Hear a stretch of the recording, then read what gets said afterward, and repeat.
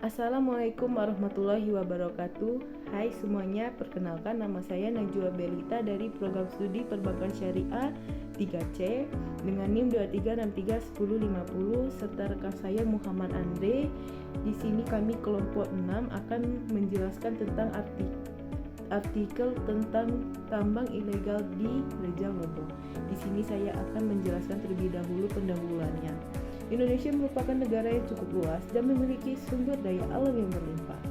Hal ini didasarkan pada letak Indonesia yang berada pada garis yang dilalui khatulistiwa sehingga menyebabkan iklim tropis, dan hal itu juga berpengaruh terhadap sumber daya alam yang berlimpah. Begitu pula secara geologis, Indonesia berada pada pertemuan tiga lempeng yang memungkinkan muncul deretan gunung api yang secara otomatis akan mendukung pertumbuhan tanaman dan kaya akan barang tambang galian.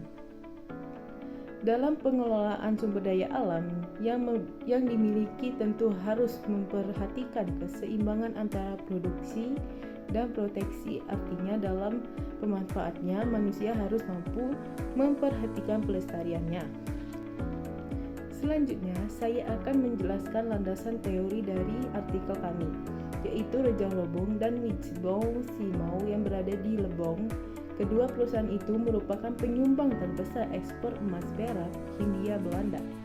Misalnya pada tahun 1919, perusahaan Witchbow Rejang Lebong menghasilkan 659 kg emas dan 3.859 kg emas kilogram perak, dan perusahaan Witchbow Simau menghasilkan 1.111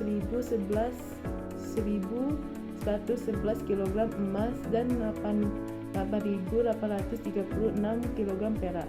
Setidaknya dua perusahaan ini berhasil meraup 130 ton emas selama berproduksi kurang dari setengah abad. Di sini selanjutnya materi yang dapat saya jelaskan yang selanjutnya di sini saya akan menjelaskan metode penelitian. Metode penelitian yang digunakan dalam penelitian ini adalah metode penelitian empiris. Adapun metode penelitian hukum yang berfungsi untuk dapat meneliti sebagaimana kerjanya hukum di suatu lingkungan masyarakat. Dikarenakan dalam penelitian hukum empiris ini ialah meneliti orang dalam hubungan hidup di masyarakat, maka metode penelitian hukum empiris dapat juga dikaitkan sebagai penelitian hukum sosiologis, sebab penelitian hukum yang diambil ialah dari fakta-fakta yang ada di dalam suatu masyarakat, badan hukum dan badan pemerintah.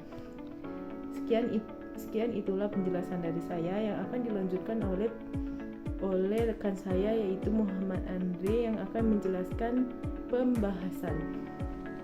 Baiklah, saya akan melanjutkan pembahasan materi dari rekan saya,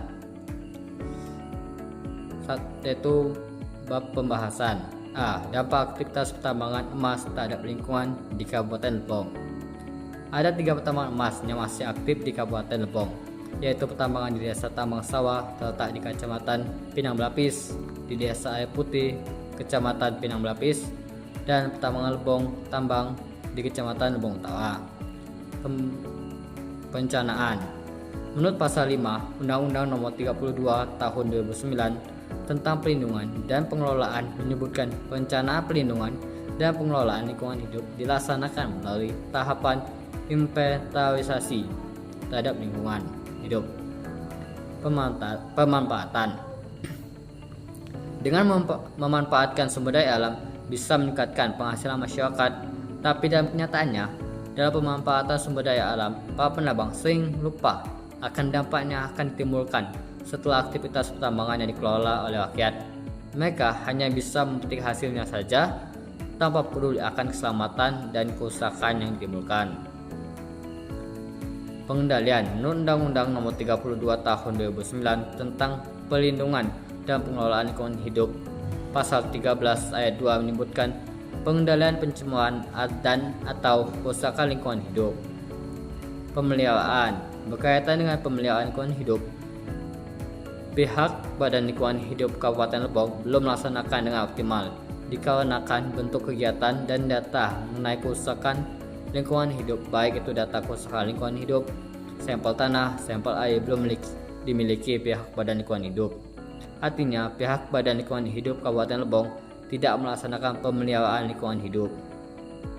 Pengawasan lingkungan hidup adalah kegiatan yang dilaksanakan secara langsung ataupun tidak langsung oleh aparat pengawasan di lingkungan hidup daerah untuk mengetahui ketaatan penanggung jawab usaha atau kegiatan terhadap peraturan dalam melakukan pengendalian pencemaran lingkungan.